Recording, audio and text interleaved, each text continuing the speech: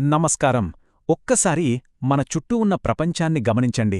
చిన్న గడ్డిపోచ దగ్గర్నుంచి సముద్రంలో ఉండే అతిపెద్ద తిమింగలం దాకా అన్నీ ఎంత విభిన్నంగా ఉంటాయో కదా. కాని నమ్మలేని నిజమేంటంటే ఈ జీవ వైవిధ్యమంతటికీ మూలం ఒకే ఒక్క సింపుల్ డిజైన్. అవును, నిజమే. ప్రతి జీవికి ఒక రహస్యం ఉంటుంది. మరి ఆ రహస్యం ఎక్కడుందో తెలుసా? మన కంటికి కూడా కనిపించనంత చిన్న ప్రపంచంలో దాగి ఉంది. సరే, ఈరోజు మనం సరిగ్గా ఈ ప్రశ్నకు సమాధానం వెతకబోతున్నాం. మనం జీవం యొక్క గుండె లోతుల్లోకి, దాని నిర్మాణ ఇటుకల లోపలికి ఒక ప్రయాణం చేయబోతున్నాం.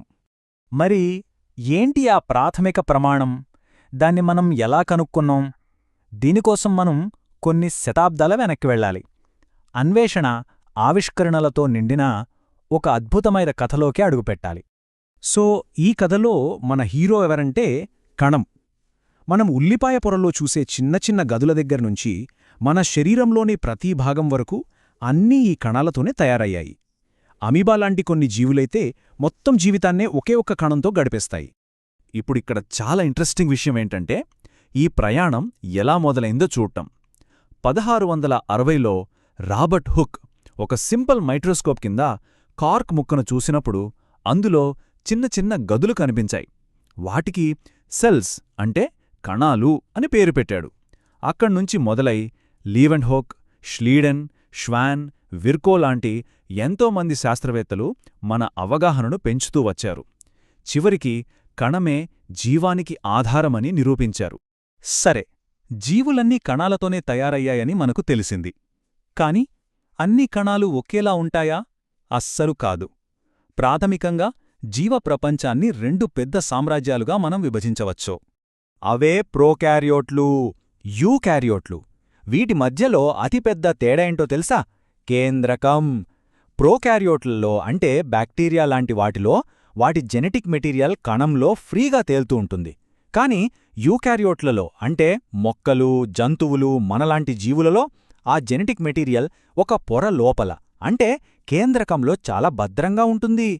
ఈ చిన్న మార్పే జీవ పరిణామంలో ఇంత సంక్లిష్టతకు దారితీసింది. సరే, ఇప్పుడు మనం ఇంకాస్త లోపలికి వెళ్దాం. ఈ సంక్లిష్టమైన యూకారియోటిక్ కణాల ప్రపంచంలోకి ప్రయాణిద్దాం. ముఖ్యంగా మొక్క కణానికి, జంతు కణానికి మధ్య ఉన్న తేడాలేంటో చూద్దాం. మొదటగా మొక్క కణాన్ని చూడండి. చూడగానే మనకు బయట ఒక గట్టి పొర కనిపిస్తుంది కదా, దాన్నే కణకవచం అంటారు. ఒక బిల్డింగ్కు గోడలు ఎలాగైతే ఆధారాన్నిస్తాయో, ఈ కవచం మొక్కకు ఆకారాన్ని, బలాన్ని ఇస్తుందన్నమాట. సో సింపుల్గా గుర్తుపెట్టుకోవాలంటే 3 ముఖ్యమైన తేడాలున్నాయన్నమాట. మొక్కలు ఒకే చోట స్థిరంగా నిలబడాలి, కాబట్టి వాటి కణకవచం కావాలి.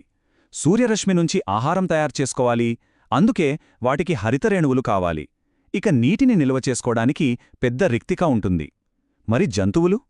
అవి ఆహారం కోసం కదులుతాయి, సో వాటికి గట్టి కవచం అవసరం లేదు. కదలికకు అనువైన కణాలు కావాలి. ఒక కణాన్ని ఒక పెద్ద రద్దీగా ఉండే సిటీలా ఊహించుకోండి. చాలా బిజీగా ఉంటుంది కదా.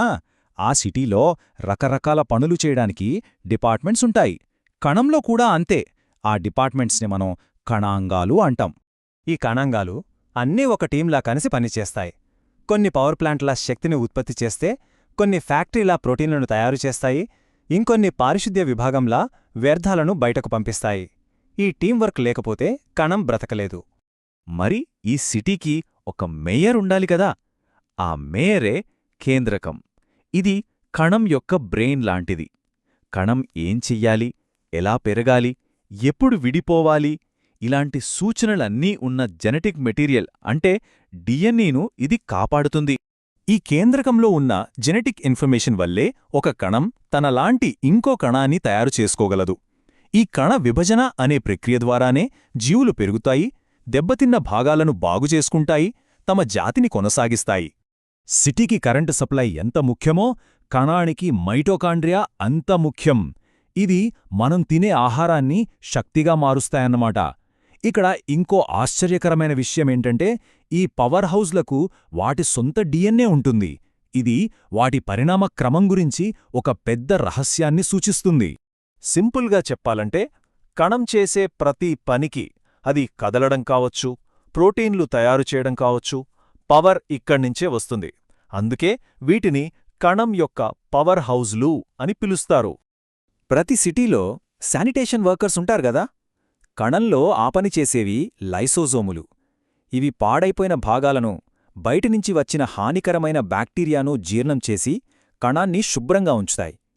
కొన్నిసార్లు కణం బాగా దెబ్బతిన్నప్పుడు ఇవి పగిలిపోయి మొత్తం కణాన్నే జీర్ణం చేసేస్తాయి.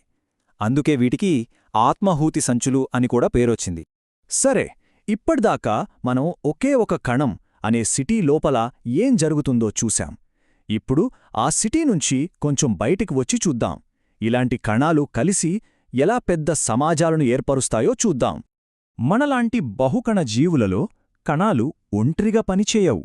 ఒక్కో కణానికి ఒక్కో స్పెషల్ జాబ్ ఉంటుందన్నమాట. కొన్ని కణాలు కండరాలుగా మారితే, కొన్ని నరాలుగా, మరికొన్ని చర్మంగా మారతాయి. ఇలా ఒకే రకమైన పనిచేసే కణాల గుంపునే కణజాలమంటారు. ఇక్కడ చూడండి, నిర్మాణం పనితీరును ఎలా నిర్ణయిస్తోందో స్పష్టంగా అర్థమవుతోంది. నాడీ కణం అంటే న్యూరాన్. దానికి పొడవాటి కొమ్మలున్నాయి, ఎందుకంటే అది చాలా దూరానికి సిగ్నల్స్ పంపాలి. మరోవైపు కండర కణాలు పొడవుగా ఉంటాయి, ఎందుకంటే అవి సంకోచించడం ద్వారా కదలికను సృష్టించాలి. జంతువుల శరీరంలో ఈ 4 ప్రధాన కణజాలాలను ఒక బిల్డింగ్తో పోల్చవచ్చు. ఉపకళా కణజాలం బయటి గోడల్లా రక్షణ ఇస్తుంది. సంయోజక కణజాలం సిమెంట్లా అన్నింటినీ కలిపి ఉంచుతుంది. కండర కణజాలం లిఫ్ట్లు, తలుపుల్లా కదలికను సృష్టిస్తుంది. ఇక నాడీ కణజాలం మొత్తం బిల్డింగ్ యొక్క వైరింగ్ సిస్టంలా పనిచేస్తూ సమాచారాన్ని ప్రసారం చేస్తుంది. సో కణం లోపలి నుంచి కణజాలాల దాకా ప్రయాణించాం కదా. మరి ఈ మొత్తం కథలో మనం నేర్చుకోవాల్సిన అసలు విషయమేంటి? దాని సారాంశమేమిటి? ఈ వాక్యం మనం ఇప్పటిదాకా మాట్లాడుకున్నదంతా ఒక్క ముక్కలో చెప్పేస్తుంది.